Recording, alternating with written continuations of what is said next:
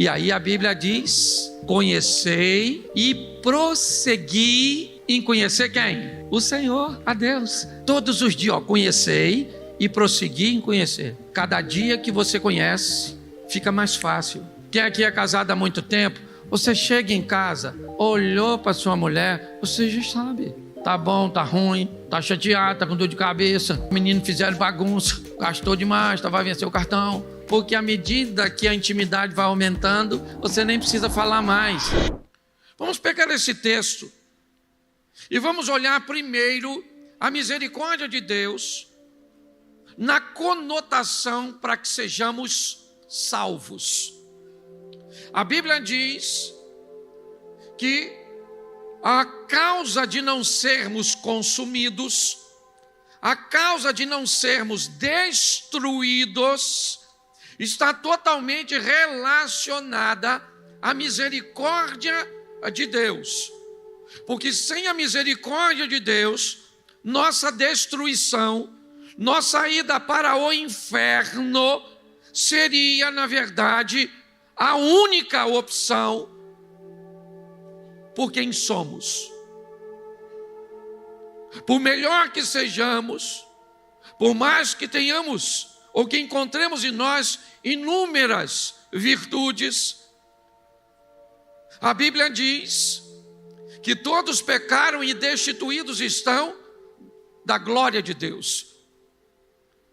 Então, no que diz respeito à misericórdia de Deus, o texto diz 3 coisas nos 2 versículos que lemos.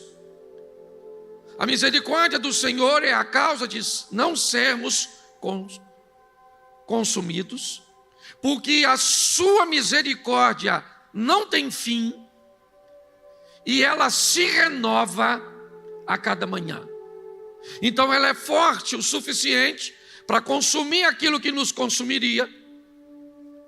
Ela não tem fim, ou seja, você vai morrer e a misericórdia do Senhor vai continuar, certo? Então ela não tem fim, pelo menos para nós. E ela também se renova, ela não se repete, ela se renova. É como se ela tomasse a intensidade de acordo com a necessidade que temos para aquele dia cujo qual nós estamos vivos. Lucas, no capítulo 1, no verso 50, diz também algo que corrobora com isso. A sua misericórdia é de geração em geração. Obviamente, ela foi sobre os nossos avós, ela foi sobre os nossos pais, ela está sendo sobre nós, ela será sobre os nossos filhos, ela será sobre os nossos netos, até tudo isso findar. Por quê? Porque se a misericórdia de Deus se ausentar, nós somos consumidos. A causa de não sermos consumidos, destruídos, é a misericórdia de Deus. E um Deus tão misericordioso deveria nos ensinar uma coisa. Mateus 9,13. Ide, porém, e aprendei o que significa misericórdia eu quero e não sacrifício, porque eu não vim para chamar os justos, mas os pecadores ao arrependimento. Escute só. Olhe bem o que diz esse texto. Jesus está dizendo a esse texto para um grupo de pessoas que estavam indignadas porque Jesus estava comendo na casa do Levi, o discípulo que depois receberia o nome de Mateus.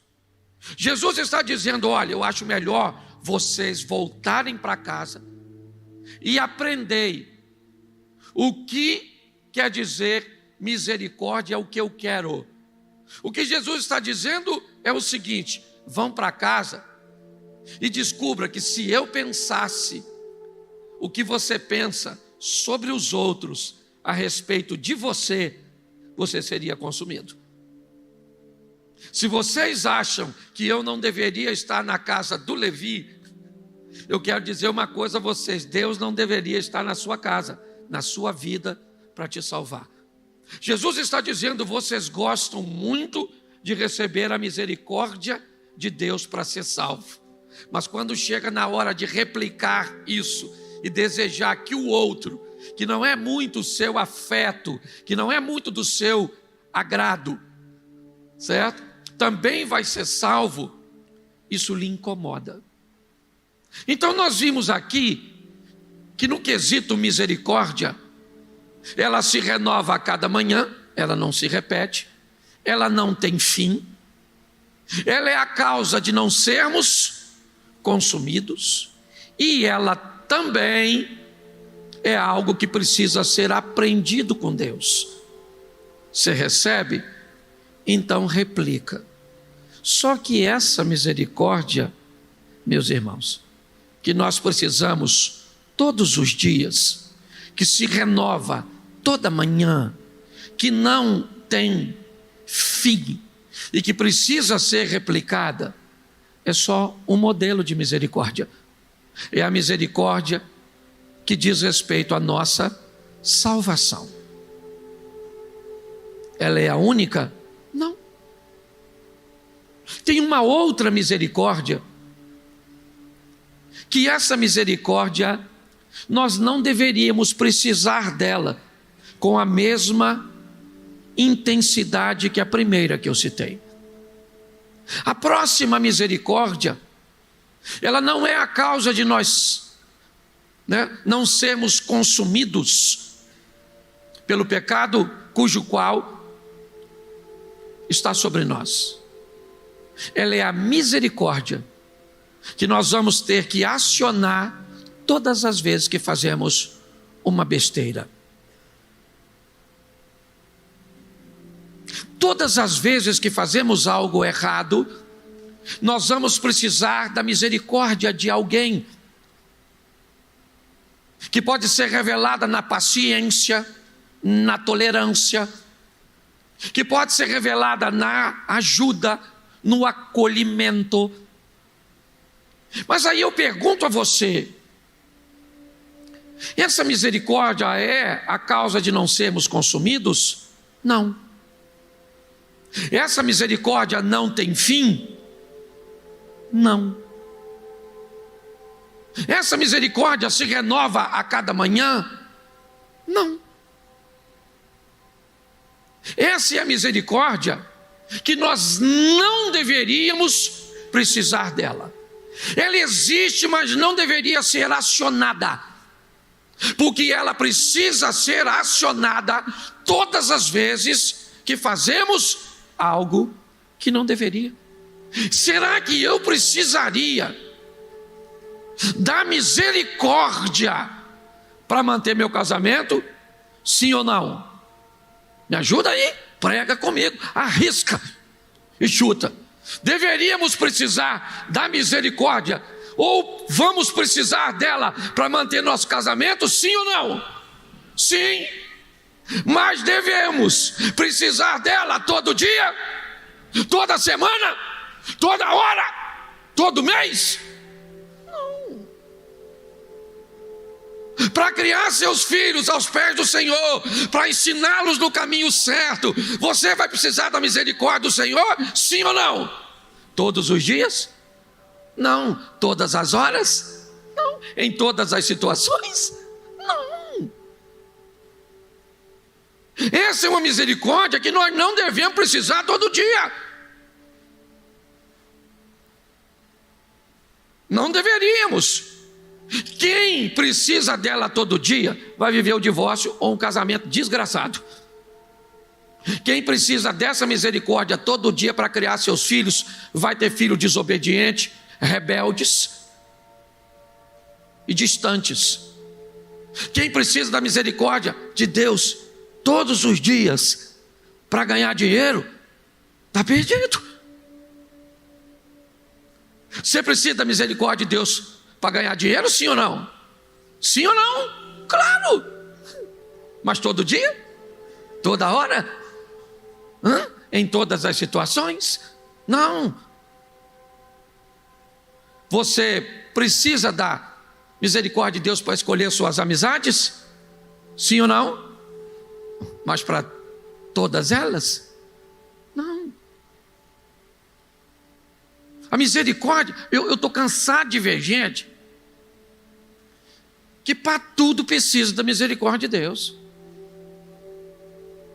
Precisa da misericórdia do cônjuge, porque só faz besteira com o cônjuge. Precisa da misericórdia dos pais, da misericórdia dos amigos, da misericórdia do governo, da misericórdia, da misericórdia, da misericórdia, da misericórdia, da misericórdia. Pelo amor de Deus. Você, presta atenção, não quero. Pastor, o que o senhor está dizendo? Que eu traí minha mulher e que agora não tem misericórdia? Tem. Se ela quiser te dar misericórdia. Que se ela não quiser, não vai ter misericórdia. Ah, pastor, então ela vai para o inferno. Não sei. Entendeu? Porque você acabou de colocar ela no inferno porque ela não te deu misericórdia, você não deu misericórdia para ela. Discute isso lá com o chifrudo. Isso é um assunto muito sério, porque a misericórdia de Deus, para pagar os nossos pecados e as nossas transgressões, a Bíblia garante, ela se renova a cada manhã, ela não tem fim, ela é de geração em geração e ela é a causa de não sermos consumidos. Mas para procurar uma igreja para congregar, você precisa da misericórdia de Deus? Não, você precisa observar a liderança, observar o pastor, observar a estrutura, observar tudo, e aí você vai para lá. Para arrumar uma amizade legal, sincera, decente, você precisa da misericórdia de Deus? Não, você precisa de critério, de valor, de princípio, de tudo, para você escolher um amigo, para você educar seu filho. Estou cansado de ver filho que é uma bênção longe dos pais. Tira um menino de perto da mãe e do pai. O menino não faz bagunça, o menino senta, o menino não corre, o menino não grita, o menino não faz malcriação. Botou os pais perto. Parece que o inimigo vem junto com os pais. Você consegue entender isso? A misericórdia de Deus, para não sermos consumidos, é para ser usada quando? Quando? Todos os dias. Porque sem ela nós seremos, mas a misericórdia de Deus, que entra em cena para nos defender, muitas vezes, ou na maioria, de problemas criados por nós mesmos. Você já parou para pensar nisso? A quantidade de misericórdia para resolver essas coisas que você precisa? Se você precisa dessa misericórdia na mesma intensidade da primeira, eu quero te dar um aviso, como pastor. Mude. Tome uma outra postura, para que você aprenda a lidar com as decisões dessa vida com mais sabedoria. Preste atenção. Se você é cristão, vive em Cristo Jesus, essa primeira misericórdia para você não ser consumido está garantida, sim ou não? Se você morrer, você vai para a glória com Cristo Jesus, amém? Agora, essa misericórdia não te garante uma vida satisfatória, prazerosa nessa terra. Quanto menos você usar a misericórdia para viver aqui, melhor será sua vida em todas as instâncias, quer com negócios, quer com seus filhos, quer com seu cônjuge, quer com suas amizades, quer com seus relacionamentos interpessoais. Então, pastor, como é que eu faço para minimizar a minha necessidade de ter esse segundo modelo de misericórdia? O primeiro não tem jeito. O primeiro, por mais certinho que você seja, certo? Por mais ajustado que você seja, por melhor marido que você seja, por melhor filho, por melhor pai, você é um cidadão de bem, paga todos os seus impostos, você não trai a sua esposa, você é o funcionário exemplar da companhia, você é o melhor crente da igreja. Pois é, nada disso te dá direito a vencer, a consumir aquilo que te consome ou que pode te consumir no quesito pecado. A única coisa que pode fazer isso é a misericórdia do Senhor. A misericórdia do Senhor é a causa de não sermos consumidos. Você vive uma vida certinha com Cristo? Legal. Você vive uma vida bagunçada com Cristo? Tá certo. Qual é a diferença entre você e você? É que a sua vida legal, que você vive com Cristo, coloca você num estilo de vida ajustado e agradável. O outro pode até ter coisas que você não tem, mas pela vida desajustada que vive, sempre lhe parece que está faltando alguma coisa. Mas se os dois estão na igreja e são capazes de morrer numa velocidade, certo, que seja suficiente para se acionar a misericórdia, os dois são salvos. O problema de quem não traz uma vida lutando o tempo inteiro para ser ajustada é morrer de morte súbita. Esse indivíduo pode não ter tempo de acionar essa misericórdia. E por não ter buscado viver uma vida íntegra, eu não posso dar a ele uma sentença, mas eu posso dizer que corre o risco desse indivíduo acabar ter se perdido. Então, como é que eu posso? Pastor, como é que eu posso evitar de usar essa tal de misericórdia aí para corrigir as minhas coisas? Eu vou rapidamente conversar com vocês sobre Provérbios, capítulo 2, do verso 1 ao verso 5. Vou ler ele todo e depois eu volto. Filho meu, se aceitares as minhas palavras e esconder contigo os meus mandamentos, para fazeres atento à sabedoria ao teu ouvido e para inclinares o teu coração ao entendimento, e se clamares por entendimento e por inteligência, alçares a sua voz, como a prata a buscares e como a tesouros escondidos a procurares, então entenderás o temor do Senhor e achará o conhecimento de Deus. Volta no verso 1. Filho meu, vamos começar daqui. Filho meu. Vamos lá. Se eu perguntasse a você, quem é seu pai? Provavelmente você diria o nome próprio dele. Se eu perguntasse a você, ele está vivo ou morto? Seu pai é vivo, Geraldo? Não. Seu pai é vivo, Osias? Sim. Geraldo tem um pai morto, Osias tem um pai vivo. É obviamente que nós estamos falando de uma paternidade terrena. Mas o texto não está falando de um pai biológico.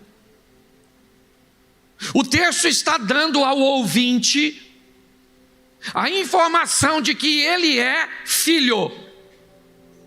Então, no que diz a Deus, seu pai está vivo e seu pai está vivo. Os dois têm pai vivo, porque Deus está vivo e no trono de sua glória. Então é muito importante que você entenda que a informação primeiro quer dizer quem é meu pai. Isso parece simples, mas não é não. Talvez eu não tenha muito tempo para explicar isso hoje. Mas se eu perguntasse a você, ou se você me perguntasse, vamos lá fazer o contrário. Vamos dizer que você falasse assim comigo: e aí, pastor, tudo bem? Tudo bem. Quem é seu pai? Eu falasse para você assim: meu pai é Deus. O que iria parecer a você essa frase? Tenta imaginar agora. Iniciamos uma conversa, aliás, nos conhecemos pouco, e você vira para alguém e diz assim: pô, quem é seu pai? E aí a pessoa diz para você: cara, meu pai é Deus, o Todo-Poderoso. Meu pai é Deus. O que você pensaria a respeito dessa pessoa? Pare e pense. Tente aí. O que será que esse cara está querendo dizer? Meu pai é Deus. Deus é pai de todo? Sim ou não? Não. Deus não é pai de todo mundo. Porque está assim de gente que não se sente filho. Está assim de gente que não se comporta como filho. Uma das coisas que faz com que um filho seja reconhecido é a similaridade que ele tem com o pai. Então Deus está dizendo: filho meu, nunca esqueça quem é seu pai. Você está com dinheiro? Seu pai é Deus. Você está sem dinheiro? Teu pai é Deus. Você está doente? Teu pai é Deus. Você está são? Teu pai é Deus. Você está cheio de gente do seu lado? Teu pai é Deus. Você não tem ninguém, acaba o culto, você vai embora sozinho, ele ainda é seu pai. Quando você reconhece quem é seu pai, seja franco, parece que você ficou meio soberbo. Está falando que seu pai é Deus, por quê? Não, estou falando porque eu me sinto filho dele. E eu me sinto filho dele em qualquer situação. Você acha que isso é simples, né? Vamos lá. João está no Jordão, Jesus vem ao batismo. Quando Jesus é batizado, uma voz fala com quem? Duas pessoas precisam ouvir isso claramente. O indivíduo que está preparando o caminho, esse alguém quem era? João Batista. E o outro que precisava ouvir isso? Quem? Jesus. Jesus não está num corpo humano? Sim ou não? Então ele vai enfrentar dificuldades humanas? Sim ou não? Então Deus, para o Jesus homem, diz o quê? Você é meu filho amado, em quem eu tenho. Precisava falar isso para Jesus? Provavelmente não. Mas precisava deixar isso como um exemplo para mim e para você. Para quando você estiver passando uma dificuldade, quando você se sentir sozinha, quando a situação ficar feia, quando tudo parece dar errado, quando ninguém está do teu lado, quando a enfermidade chegou, certo? Quando a calamidade bateu a sua porta, você tem Deus como Pai. Você quer ver como é que isso é complicado? Jesus termina o batismo e vai para onde? Para o deserto, para ser. A tentação se inicia com a frase: se tu és. Bom, vamos voltar à frase anterior. Este é meu filho amado, em quem eu tenho. Ponto. Afirmando. O diabo faz o quê? Troca a afirmação por uma interrogação, a certeza pela dúvida. Se tu és o, como se eu sou? Porque se o diabo convencer você, como tentou convencer Jesus, de que você não é filho, de que Deus não é seu pai, você vai estar em sérios problemas. Então ele está dizendo: filho meu, se aceitarem as minhas palavras. Estranho, né? Quem está dizendo isso é Deus, sim ou não? Sim ou não? Isso. Nós estamos trazendo essa conotação. Se aceitar as minhas palavras. se aceitar. Ou seja, você tem a possibilidade de recusar.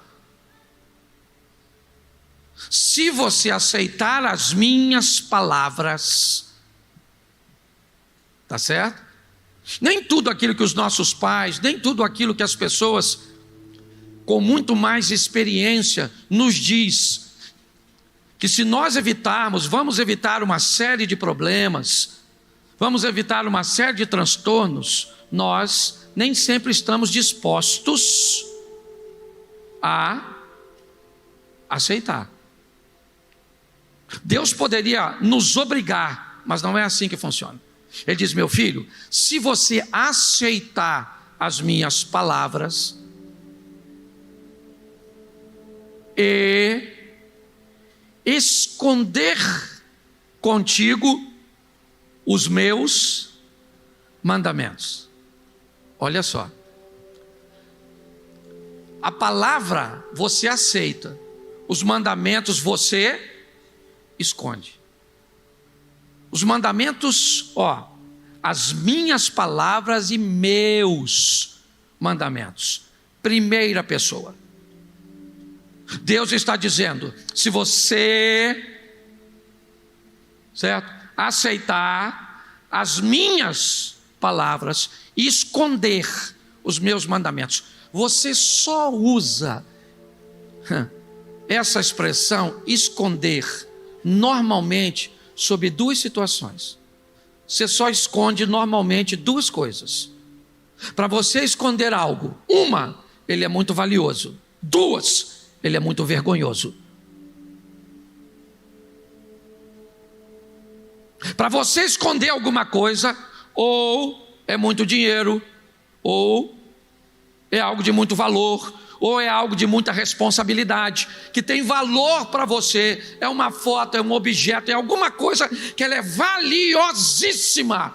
Então ela não fica no alcance das crianças, ela não fica para qualquer pessoa ver, ela não fica em qualquer lugar, é numa gaveta, é por trás de alguma coisa, é dentro de uma bolsa, dentro de uma sacola, é dentro de um cofre, é num banco, é assim. Ou então ela é escondida por uma senha do celular, por uma caixa, certo? Onde as pessoas não podem acessar. Nós só escondemos coisas se elas são muito valiosas ou muito vergonhosas. Deus está dizendo: esconde os meus mandamentos. Porque se você esconder meus mandamentos, eles viram seus. Eles têm para você valor. E se meus mandamentos tiver para você, e aí é mandamento mesmo, pega lá os 10 e manda bala neles. Entendeu? Amai a Deus sobre todas as coisas, amai o próximo como a ti mesmo, honra o teu pai e a tua mãe, não cobice nada do próximo, não mate, não roube. É isso aí mesmo. E isso eu faço o quê? Aceito? Não. Isso eu escondo. Por quê? Porque me traz vergonha? Muito pelo contrário. Eu escondo porque é valioso. E por que eu tenho que esconder? Porque tudo aquilo que eu escondo eu não quero que ninguém roube. Então eu não quero nenhuma conversinha de um professor de filosofia numa universidade. Eu não quero nenhum desenhozinho, nenhuma novelinha. Eu não quero nenhum teólogozinho, certo? Que sabe muito menos do que pensa saber, sendo capaz de roubar o mandamento do Senhor do meu coração, da minha vida. Se aceitar e se esconder contigo os meus mandamentos, vamos lá, porque é muito conteúdo, eu sou só no 1. Para fazeres atento a sabedoria ao teu ouvido e para inclinares o teu coração ao entendimento. Olhe bem, vamos lá. Então para que eu vou reconhecer que eu sou filho? Então eu sei quem é que está falando comigo, meu pai. Você quer olhar para Jesus e dizer: qual pai que o filho pedindo um peixe lhe dará uma serpente? Um pão lhe dará uma? Então Jesus, Deus está dizendo, o pai está dizendo aos filhos: olha só, se você aceitar minhas palavras, o que não é fácil de aceitar, não é fácil aceitar não, porque muitas coisas que o pai fala, nós não estamos a fim de obedecer, nós não estamos a fim de aceitar. Parece que são limites, certo? Que não vão trazer nenhum prejuízo para nós. Foi assim desde o início. Se esconder um mandamento no coração, para fazer atento. Para que eu faço isso? Para me fazer atento. Atento. Simples como a serpente, ou simples como as pombas. Não, vamos lá, me ajude aí, que até eu me perdi. Prudente como a serpente, e simples ou sem maldade como as. Você nunca na vida vai pegar uma cobra distraída. Nunca você vai pegar. Atenção, atento, atento, atento. A gente mora no Rio de Janeiro, a gente sabe mais ou menos o que é isso. Sempre alerta. É ou não é verdade? Sempre alerta, o tempo inteiro. Ele diz, para que você se faça atento, o teu ouvido para quem? A sabedoria, Inclinado o teu ouvido e o teu coração ao entender. Vai para o 3, para a gente adiantar. E agora, você ora por quê? Olha só, qual é a pauta da sua oração? Olha o que ele está dizendo, que o indivíduo que vai precisar pouco da misericórdia de Deus para a vida nessa terra, certo? Olha o que ele tem que fazer. Ele tem que aceitar, esconder os mandamentos, estar atento à sabedoria e o entendimento, e suas orações não é para carro, não é para casa, não, é para entendimento. Em algumas traduções, conhecimento e inteligência. Vamos lá. O que é inteligência? Inteligência é a capacidade que vocês, lógico que eu estou trazendo de uma forma bem simples. Inteligência é a capacidade que uma pessoa tem de aprender. Se você ensina uma pessoa e ela pega o ensino com rapidez, ela é uma pessoa inteligente. Se ela tem conhecimento de muitas coisas, ela é considerada uma pessoa culta. O que é cultura? Cultura é a quantidade de informação que uma pessoa tem. Note que a Bíblia está dizendo, olhe só, eu vou precisar de reconhecer que sou filho, de aceitar as palavras, de esconder os mandamentos e de estar atento à sabedoria. E sabe o que é interessante? Tem um ditado que diz que a sabedoria está onde? Nas praças. Sabe onde está a sabedoria? Nos 54 anos de casado. Quem vive perto deles, provavelmente, deveria se sentir muito habilitado a se casar para ter um casamento longo. Bom, mas a minha área não é essa, não é casamento, eu sou solteiro, eu estou em busca de formação. Então tá bom. A sabedoria está exposta. Porque enquanto inteligência é a capacidade de aprender, cultura é a quantidade de informação que eu tenho, sabedoria é como eu utilizo toda essa cultura que adquiri com inteligência para tornar a minha vida mais agradável.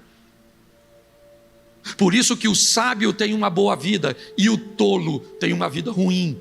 Por isso que o sábio sabe que não leva nada daqui e o tolo pensa que quanto mais tiver aqui, mais importante que os outros ele é. E sabe onde está isso? Na oração. Se você clamar para ter entendimento, por inteligência, você clamar a sua voz. Eu não quero clamar a voz por inteligência, eu não quero clamar a voz por conhecimento, eu não quero parar para ouvir os mais velhos, eu não quero parar para olhar e ver, certo, o que os outros, não. Eu não quero ler um livro de um cara experiente. O cara levou 50 anos para escrever um livro, e você pode pegar a experiência que o cara levou 50 anos e pegar tudo em uma semana, e as pessoas não leem nada. Pare e pense. E o clamor, não estou dizendo que nós não temos que acionar o Senhor, não, para a misericórdia dele vir corrigir, porque de vez em quando a gente faz besteira. Mas tem gente que vive de misericórdia e de misericórdia. Ela pega essa primeira misericórdia que se renova a cada manhã, que deveria ser usada para a salvação, e coloca para as burrices, para as besteiras, para as escolhas erradas que fazem. Então todos os dias, o que a vida dela precisa? De uma borracha no final do dia, para apagar tudo que ela fez de errado durante o dia. Sabe o que vai ter escrito a respeito dela? Nada. Porque o que escreveu de manhã, Deus tem que apagar de tarde. E é assim que funciona. Então ele está dizendo: se você clamardes por entendimento e por inteligência, alçar a sua voz, verso 4, aí, como a prata a buscares, e como tesouros escondidos a procurardes. Como é que você procura um tesouro escondido? Ô gente, ó, tinha um tesouro lá na subida da serra. Vão! É assim que você procura? Como é que você faz? Aí, gente, valeu, tô indo. Vai não, tá cedo, não, tem que ir. Vai fazer o quê? Não, vou dar um pulinho ali que eu vou. Amanhã eu volto. Sim ou não?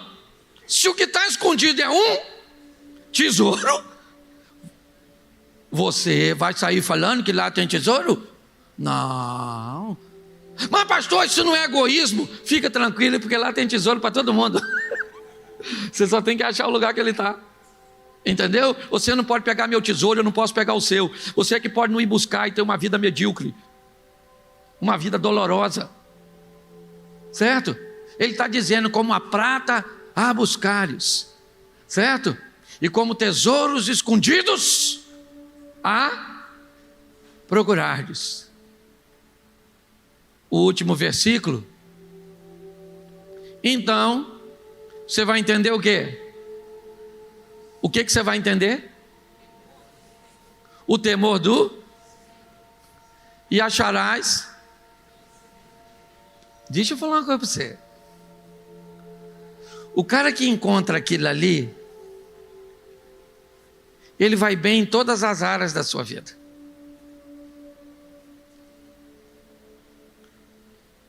O que ele está dizendo é só voltar.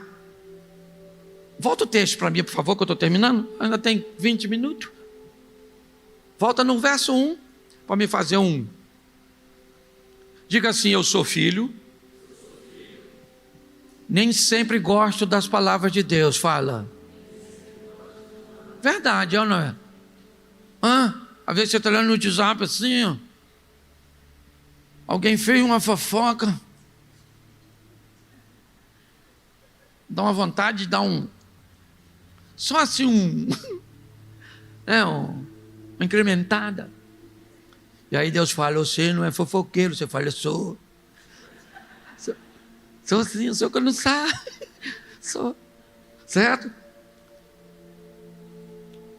Bom, eu sou filho. Nem sempre aceito. E não precisa aceitar também, não. Pelo menos aceitar na conotação. Vamos lá para Jesus. Jesus disse que um pai tinha 2 filhos. Aí chamou o primeiro filho e falou: meu filho, olha, lá nós estamos colhendo as coisas lá na nossa terra. Faz o seguinte, dá um pulinho lá e ajuda o pessoal que está colhendo, tá bom? O que o filho falou? Vou, estou dentro, já estou indo. Ele foi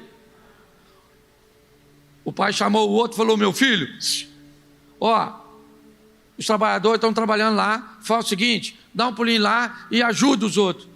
O que ele falou? Não vou. Mas ele, qual dos dois aceitou? Então, você não é obrigado a dizer que aceita. Você só tem que aceitar. Não quero obedecer.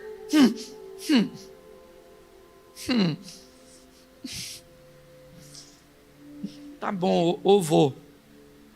Mas eu não quero. Entende? Entendeu? Você sabe muito bem do que eu estou falando. Não me olha com essa cara. Você sabe muito bem quando acontecem as coisas. Certo? Que você não quer, porque aceitar não é sempre agradar. Mas por que você acaba fazendo? Porque os mandamentos deles estão onde? Escondido. Onde? Aqui, ó. É ou não é? Dá vontade de você não obedecer, aí quem vem? Os mandamentos, olha. Aí você começa a colocar: não matarás, honra o teu pai e a tua mãe. Note que honrar pai e mãe é tão difícil que tem que ter até promessa. A Bíblia instrui tudo certinho, ó, tá lá, ó, Satanás e a mulher. Olha o que a Bíblia diz: resistir o diabo e fugir da mulher.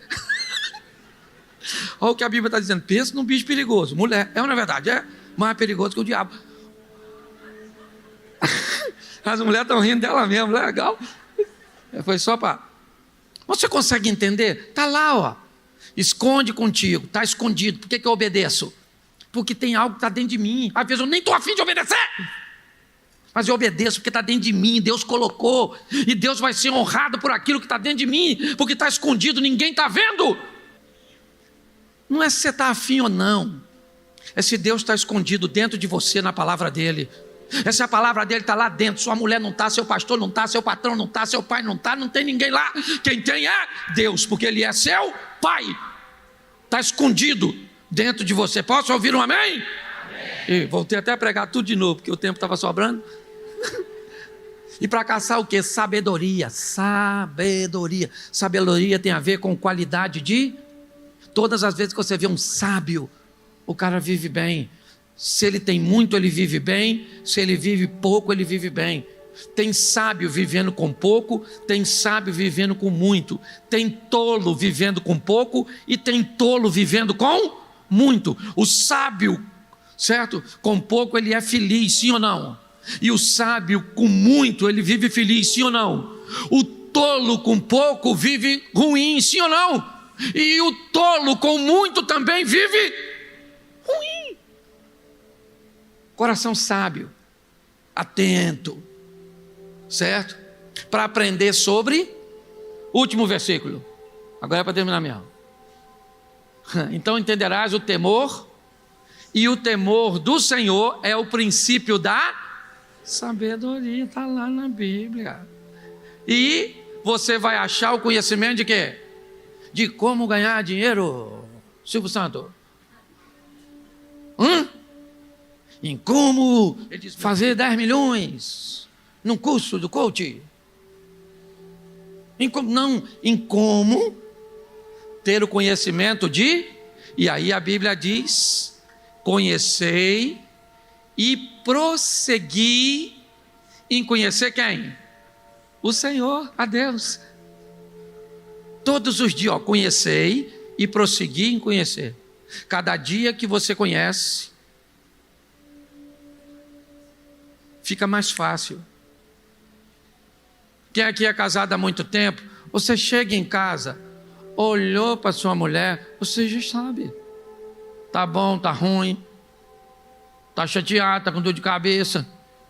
Os meninos fizeram bagunça, gastou demais, vai vencer o cartão. Seu marido chegou, só olhou, você já sabe. Olha, já vem outro para cima de mim hoje, ó. Oh, meu Deus, dá livramento desse negócio. Não é? Ou então está irritado, está isso, está aquilo, está aquilo outro. Por quê? Porque à medida que a intimidade vai aumentando, você nem precisa falar mais. Você já ouviu a Bíblia dizer que antes que a palavra chegasse à boca, Deus já sabe. O que é isso? Isso é uma definição de intimidade, não simplesmente de soberania. Jesus foi na casa desse cara. E sabe por que foi? Você sabe quem ajudou? Olha que coisa louca. Sabe quem ajudou Zaqueu ter um encontro com Jesus? Quem foi? Uma árvore, gente. Parme você. Uma árvore. Porque às vezes quem te ajudou a ouvir a palavra foi um rádio, uma televisão, um celular. É só mudar, adaptar. O Zaqueu não podia ver Jesus, mas ele estava interessadíssimo. Porque ele provavelmente queria saber quem é aquele homem que não era rico, mas era famosérrimo. E o Zaqueu sobe numa árvore e fica olhando. Sim ou não? Sim ou não? Então, presta atenção. Assim como a lepra, certo? Foi para Naamã, através da garotinha, um instrumento de transformação. Os espias foram para Raabe. E agora a árvore vai ser para Zaqueu, porque a forma que Deus vai te alcançar, ela pode ser totalmente oposta, estranha para muita gente. Esses dias eu estava fazendo um evento num teatro, num shopping em São Paulo. E o camarada tinha ido levar a esposa para fazer uma consulta, me parece, lá. Enquanto a esposa estava na consulta, né, no prédio do shopping, ele resolveu dar uma volta no shopping. Passou em frente ao teatro. Tinha uma fila grande para entrar. Ele foi lá e perguntou que filha era aquela, o que estava acontecendo. Alguém falou, vai ter um culto. E o cara que estava na fila falou assim, ó, e é de graça, é culto. Ele falou, então não estou com tempo livre mesmo, não tem nada para fazer. Se eu sou Deus, eu falo, então não entra. Assim não serve. Poxa, tinha que ser com propósito. Não, Deus falou, deixa ele. Ele entrou, sentou, o louvor cantou, eu preguei no final, ele levantou a mão e entrou só porque estava sem tempo. E Jesus deu logo uma mãozada nele. E o diabo ficou chupando o dedo. Então, cuidado com os modelos. Você está aqui, Deus está aqui, amém? E Ele quer falar com você. Como? Do jeito que Ele quiser. Às vezes não vai falar no culto todo. Na hora que você for embora, alguém te dá um abraço e Deus fala, olha eu aí te abraçando.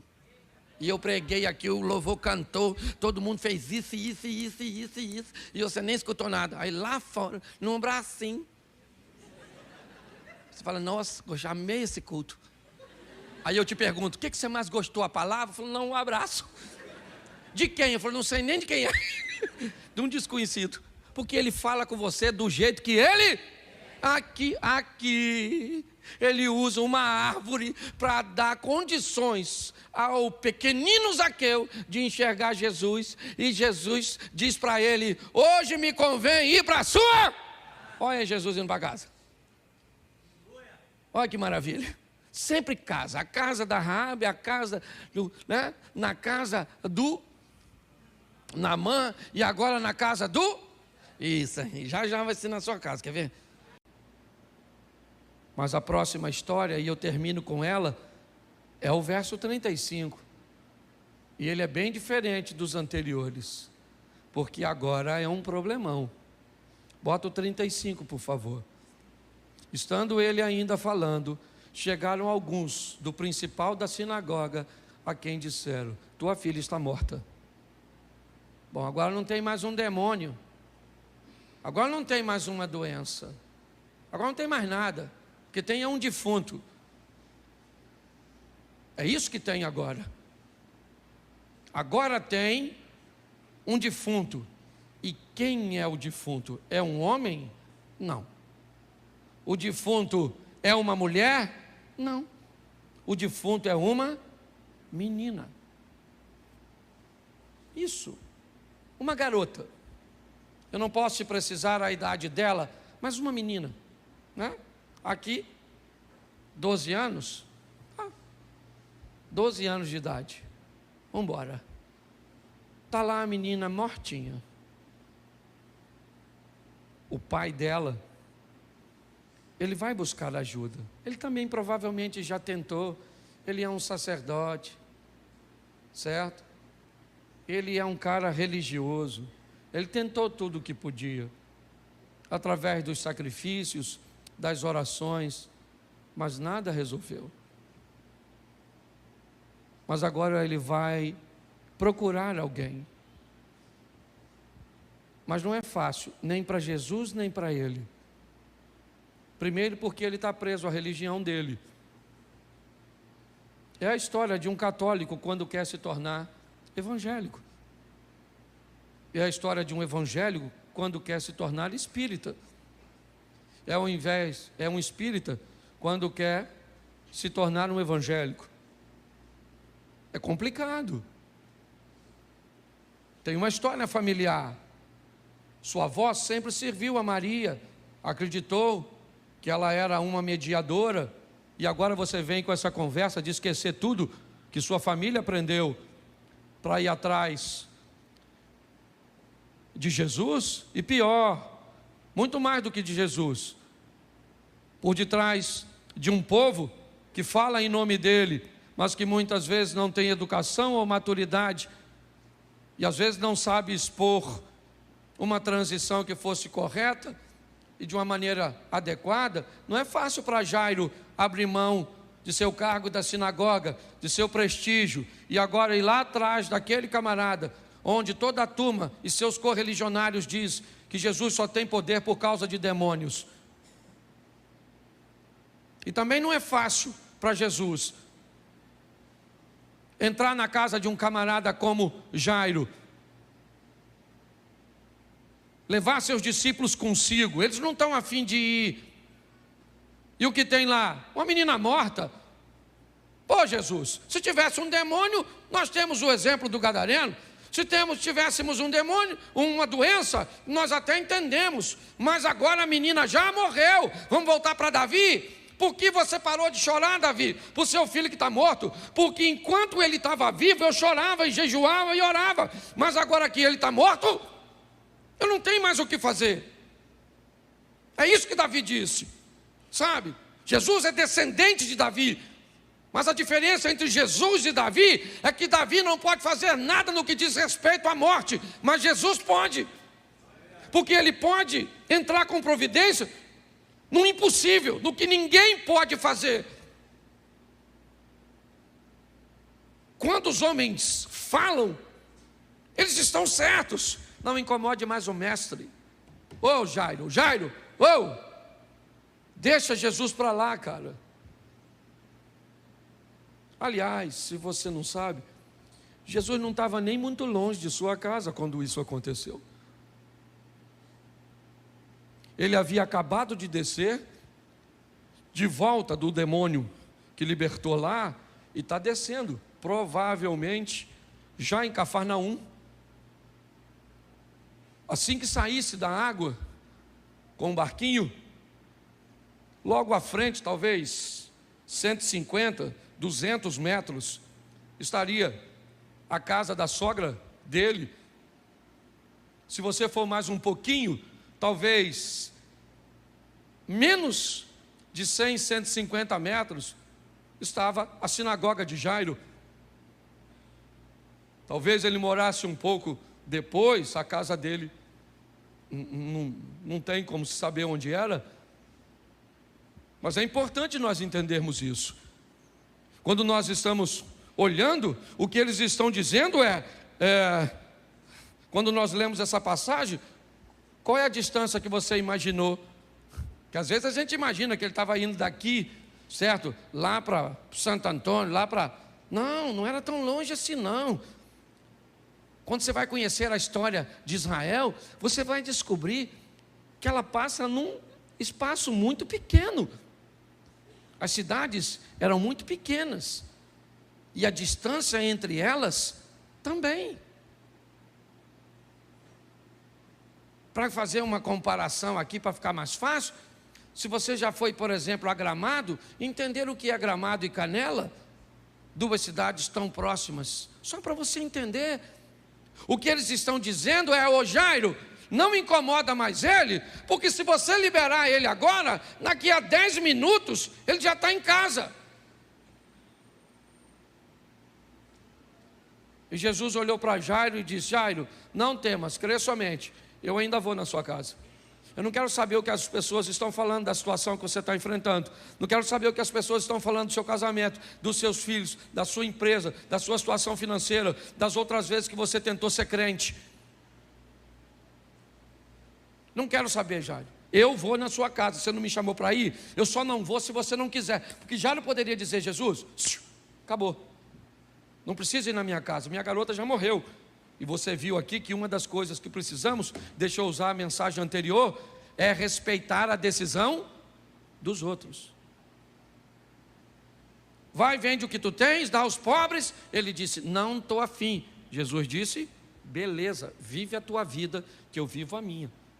Se você não quer abrir mão do que eu estou mandando para andar comigo, você não anda comigo, porque eu não vou adaptar o que eu estou pregando ao que você quer. Ou é como eu quero, ou vai embora e direito é seu, vida que segue. É isso que nós estamos vendo aqui. Jairo, eu vou para sua casa. Jairo disse: então vamos. Então vamos embora.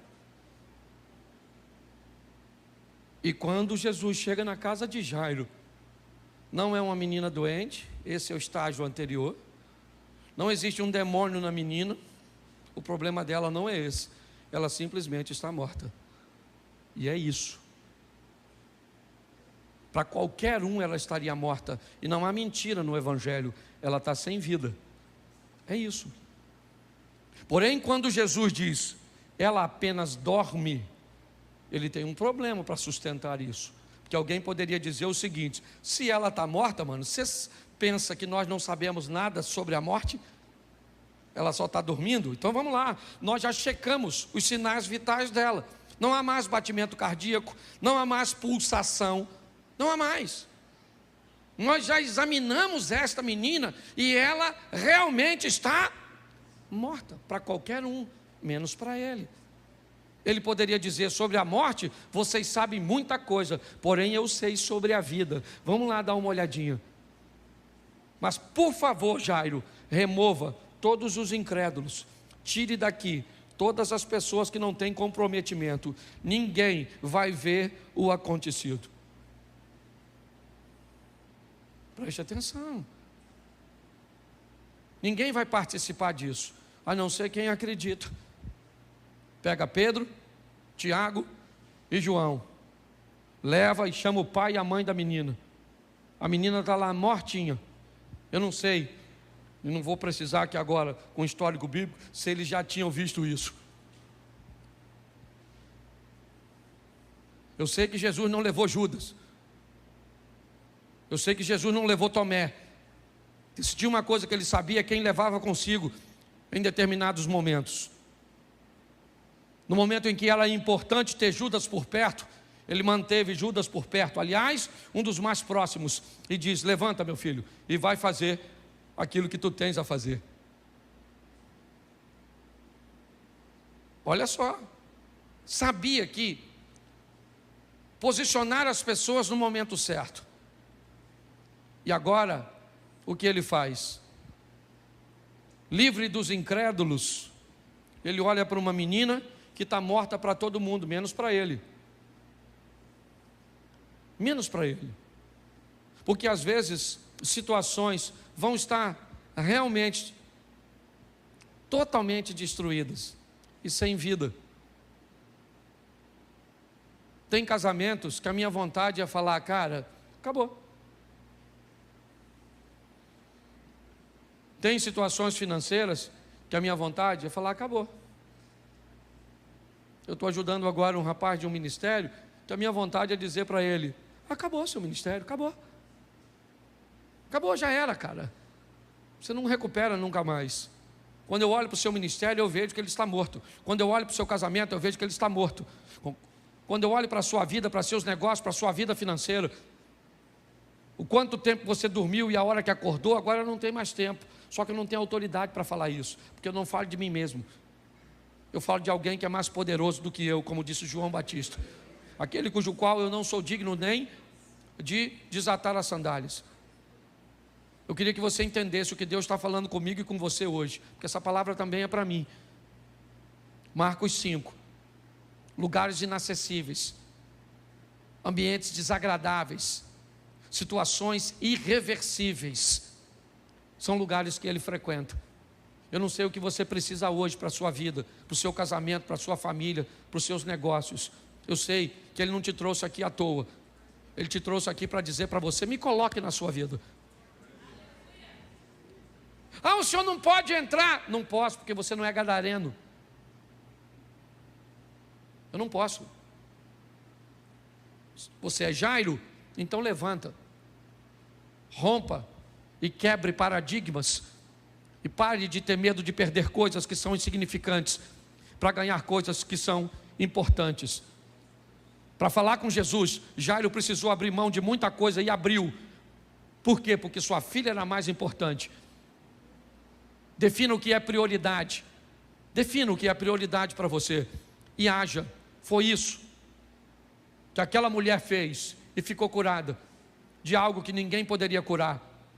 Foi isso que o pai daquela menina fez. E preste atenção, seja você um homem, seja você uma mulher, seja você um jovem. Aqui nós temos faixas etárias rompidas. Nós temos gêneros rompidos. Seja um homem ou mulher, ou seja você um jovem, não interessa a idade.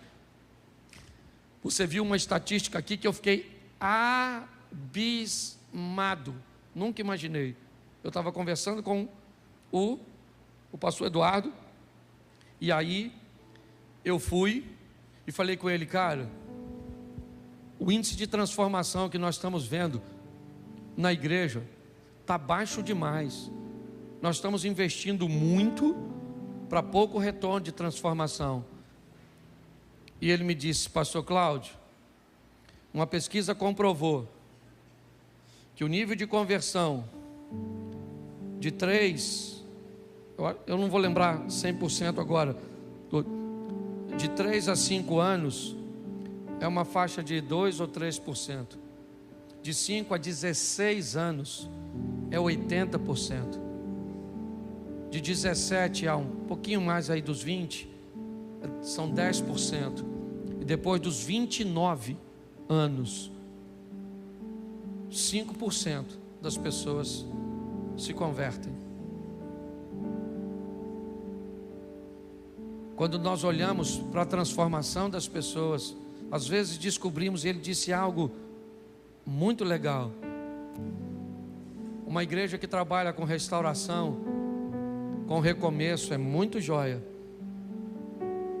Mas uma igreja seria muito mais eficiente se trabalhasse com prevenção, investindo nas classes mais jovens. Ele disse: melhor, pastor, que consertar o vaso quebrado é fortalecer o vaso para que ele não quebre.